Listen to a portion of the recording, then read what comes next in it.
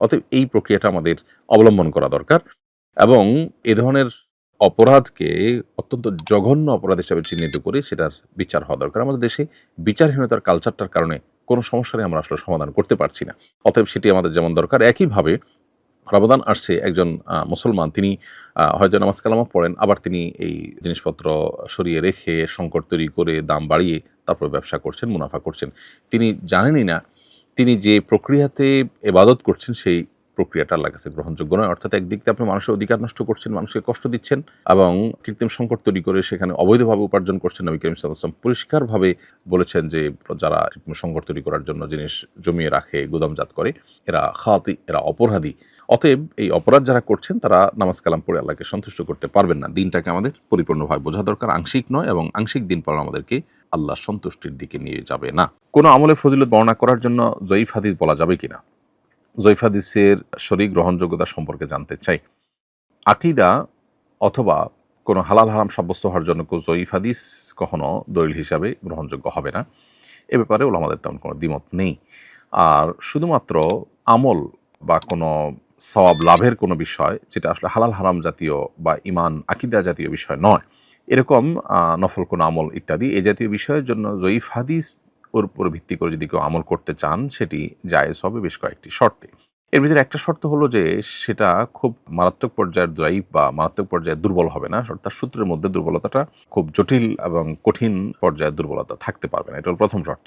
দ্বিতীয়ত, মুহাদ্দিসিন ইকরাম আরও অনেকে অনেক রকমের শর্ত দিয়েছেন। এর মধ্যে ইমাম নবী রাহিমাহুল্লাহ বলেছেন যে এটা ফাজায়েল এবং তারগিব তারহিব, অর্থাৎ উৎসাহমূলক বিষয়ের জন্য অথবা ফজিলতের জন্য আমল জাতীয় বিষয়ে আপনার জয়ীফ যদি খুব বেশি মারাত্মক না হয় তাহলে এটার উপর আমল করা যেতে পারে। হাফিজ ইবনে হাজার আসকালানি রাহিমাহুল্লাহ কয়েকটা শর্ত উল্লেখ করেছেন। এর মধ্যে একটা শর্ত হলো যে যেটা বললাম সেটা, আরেকটা হলো যে বিষয়ে আপনি ওই হাদিসের উপর আমল করতে চান মৌলিকভাবে সেটি শরিয়ার অন্য কোনো নস বা অন্য কোনো ভাষ্য দ্বারা প্রমাণিত হবে। এটা অনেকটা ওইটা সমর্থক রূপের হবে, এরকম হলে সেটার উপর আমল করতে পারেন। আর তৃতীয় একটা শর্ত তিনি দিয়েছেন, সেটা হলো যে এটা আমল করার সময় নবী করিম সাল্লাল্লাহু আলাইহি ওয়াসাল্লাম নির্দেশ করেছেন এই আকীদা নিয়ে আমল করবেন না, বরং এটা একটা ভালো কাজ হিসাবে আমল করবেন। তাহলে সেক্ষেত্রে নবী করিম সাল্লাল্লাহু আলাইহি ওয়াসাল্লাম দিকে সম্বন্ধ করার, যদি তিনি এটা না বলে থাকেন তাহলে সেক্ষেত্রে তার দিকে সম্বন্ধ করার যে ভয়াবহতা সেটা থেকে আপনি রক্ষা পাবেন। তাহলে জয়ীফ হাদিসের উপর আমল করা যেতে পারে যদি বিষয়টা আমল জাতীয়, ফজিলত জাতীয়, উৎসাহ ব্যঞ্জক অথবা সতর্কীকরণ টাইপের কোনো হাদিস হয়। হালাল হারাম বা আপনার ঈমান আকীদার মতো সিরিয়াস কোনো ইস্যু যেন না হয়। তাহলে সেক্ষেত্রে জয়ীফ যদি হাদিসের দুর্বলতাটা যদি খুব চরম পর্যায়ের না হয় তাহলে সেক্ষেত্রে সেটার উপরে আমল করা যেতে পারে এই সমস্ত শর্তের ভিত্তিতে। গরমের দিনে কোনো বিশেষ আমল আছে কিনা? গরমের দিনের বিশেষ কোনো আমল আছে কিনা? এর উত্তর হলো যে গরমের দিনে স্পেশাল আলাদা করে কোনো আমল না থাকলেও গরমের দিনে আমরা বিশেষ কিছু কাজ করতে পারি। আইডিয়া হিসাবে দেওয়া, যেমন মানুষকে পানি পান করানো, যেটা শীতের দিনে এতটা প্রয়োজন হয় না। মানুষকে পানি পান করানো অনেক বড় ইবাদত, উত্তম সাদাকা বলা হয়েছে হাদিসে। অতএব মানুষকে পানি পান করানোর বিভিন্ন উদ্যোগ আমরা নিতে পারি গরমের দিন উপলক্ষে। এছাড়া গরমের দিনে রাত বেশ ছোট থাকে, আবার দিন থাকে বেশ বড়। তো যেহেতু রাত ছোট থাকে অতএব রাতে যদি আমরা দেরিতে শুই তাহলে ফজর পড়াটা কঠিন হয়ে যায়। এজন্য যত দ্রুত সম্ভব, এমনিতে সারা বছর তাড়াতাড়ি শোয়া উচিত, গরমের দিনে সেটার গুরুত্বটা একটু বেড়ে যায়। এর পাশাপাশি যারা আপনার গরমে বিভিন্নভাবে কষ্ট করেন, বিভিন্ন শ্রমিক আছেন, দিনমজুর আছেন, তাদের কষ্ট যেন লাঘব করা যায় সেজন্য নানামুখী উদ্যোগ আমরা নিতে পারি। টিউবওয়েল স্থাপন, তারপরে পথিকদেরকে পানি পান করানো, এ জাতীয় খুঁজে খুঁজে ভালো কাজগুলো আমরা করবার চেষ্টা করতে পারি। ছোট ভাই ভার্সিটিতে পড়ে, আব্বুর সামর্থ্য কম, আমি চাইলে কি তাকে আমার জাকাতের টাকা দিয়ে পড়াশোনা করাতে পারবো? উত্তর হলো, আপনার ছোট ভাই যদি জাকাত গ্রহণের উপযুক্ত হয়, অনেক অভাবী হয়, এদিকে সে বালেগ প্রাপ্তবয়স্ক হয়ে গেছে, আপনার বাবার উপরে তার খরচ বহন করা এটা আর কর্তব্য থাকেনি। তো এরকম পর্যায়ে আপনার ভাই গরিব হলে, দরিদ্র হলে, তার সেরকম সামর্থ্য না থাকলে তাহলে সেক্ষেত্রে আপনি তাকে জাকাতের অর্থে পড়াতে পারেন, কোনো অসুবিধা নেই। আপন ভাই প্রাপ্তবয়স্ক হলে তার যদি নিড থাকে, এমন নিড যেটা জাকাতের হকদার হয়, যার ফলে সে, তাহলে তাকে জাকাতের টাকা দেওয়া যায়। ভাই বোনকে জাকাতের টাকা দিতে কোনো অসুবিধা নেই যদি তারা জাকাতের হকদার হয়, তাহলে সেক্ষেত্রে অতএব আপনি আপনার ভাইকে পড়াশোনা চালাবার জন্য জাকাতের টাকা দিতে পারেন। নামাজে কিরাতের তারতিব কি শুধু শেষ 10টি সূরার সাথেই সীমাবদ্ধ নাকি সমগ্র কোরআনের জন্যই প্রযোজ্য? উত্তর হলো, নামাজে আমরা যখন কিরাত পড়ব, প্রথম রাকাতে যেই সূরা কিরাত পড়ব, পরের রাকাতে তার পরের সূরাগুলো পড়ব, আগের না। এই যে ধারাবাহিকতা, এটি রক্ষা করা আবশ্যক পুরো কোরআনের ক্ষেত্রেই। এটা শুধু শেষ 10টা সূরার জন্য প্রযোজ্য নয়। বদলি হজ কখন ফরজ হয়?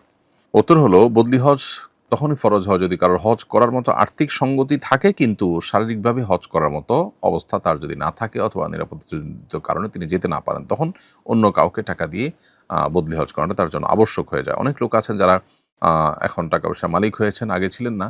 এখন যখন মালিক হয়েছেন তখন তারা আসলে শারীরিকভাবে হজ করার মতো আর সামর্থ্য নেই, তখন তার জন্য অন্য কাউকে দিয়ে বদলি হজ করানোটা কর্তব্য হয়ে পড়ে। মক্কার মসজিদের বাইরে হারাম এলাকার রাস্তায় নামাজ আদায়ের ক্ষেত্রে কাতারের ইত্তেসাল বা সংযোগ কি জরুরি? উত্তর হলো যে, ফোকাহে আহনাফের মতে, হানাফি মাযহাব, হানাফি থট অনুযায়ী কাতারের সংযোগ থাকা জরুরি জামাতে নামাজ বিশুদ্ধ হওয়ার জন্য। যদি অনেক দূর গ্যাপ হয়ে যায়, যে হারামের যে জামাতে আপনি শামিল হয়েছেন মক্কায়, সেখানে আপনি যেখানে দাঁড়িয়েছেন তার সামনে বিপুল পরিমাণ জায়গা পড়ে আছে, এখানে কেউ দাঁড়ায়নি মাঝখানে, এরকম যদি বিচ্ছিন্নতা থাকে তাহলে সেক্ষেত্রে জামাত বিশুদ্ধ হবে না ফোকাহ হানাফের মতে।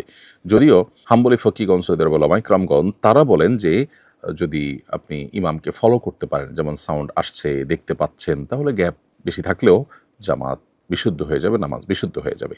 তো যারা হানাফি থট ফলো করে থাকেন তাদের জন্য কর্তব্য হবে আগেভাগে হারামে গিয়ে জামাতে এমনভাবে শামিল হওয়া যাতে মাঝখানে অনেক বড় গ্যাপ তৈরি না হয়। হ্যাঁ, যদি গ্যাপ থাকে এবং সাইডেও কিছু মানুষ দাঁড়ানো থাকে আর গ্যাপটা কাভার হয়ে যায়, তাহলে সেক্ষেত্রে নামাজ বিশুদ্ধ হয়ে যাবে।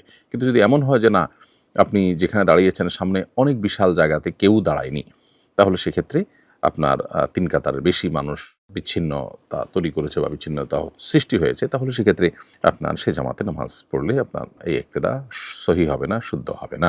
স্কুলে উপবৃত্তি হিসেবে যাকাতের টাকা দেয়া হতো, আমি না জেনে দীর্ঘদিন তা গ্রহণ করেছি। আমি যাকাত গ্রহণের উপযুক্ত নই, এখন আমার করণীয় কি?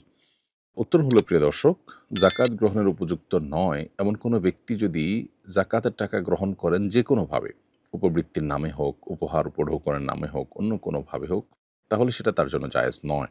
যেহেতু আপনি না জেনেই গ্রহণ করেছেন, এর জন্য কোনো গুনাহ হবে না। তবে আপনি যে টাকা নিয়েছেন সে টাকা যার কাছ থেকে নিয়েছেন তাকে ফেরত দিতে হবে, যাতে তিনি উপযুক্ত গরিবকে বা এর হকদারকে পৌঁছে দেন, অথবা আপনি কোনো গরিব দুঃখীকে ওই টাকাটা সাদাকা করে দিতে হবে যাকাত আদায়ের নিয়তে, যে ব্যক্তি যাকাত তার। তাহলে ইনশাল্লাহ এটি হয়ে যাবে। এবং কর্তৃপক্ষ যারা এই কাজটি করেছেন, উপবৃত্তির নামে বিভিন্ন নামে মানুষকে যাকাতের টাকা দিচ্ছেন, সেখানে যাদেরকে টাকা দিচ্ছেন তারা যাকাতের হকদার কিনা সেটি নিশ্চিত হওয়া তাদের কর্তব্য ছিল। এই কাজটি না করে তারা অন্যায় করেছে। এবং অনেক সময় দেখা যায় যাকাতের টাকা দিয়ে আমরা এই ধরনের কাজ করি। যাকাতের টাকা দিয়ে আপনি যেটাই করেন, হকদারের কাছে পৌঁছানোর আগে আপনাকে এনশিওর করতে হবে যে হকদার সে আসলে যাকাত খাওয়ার উপযুক্ত কি না, এটা দাতার কর্তব্য।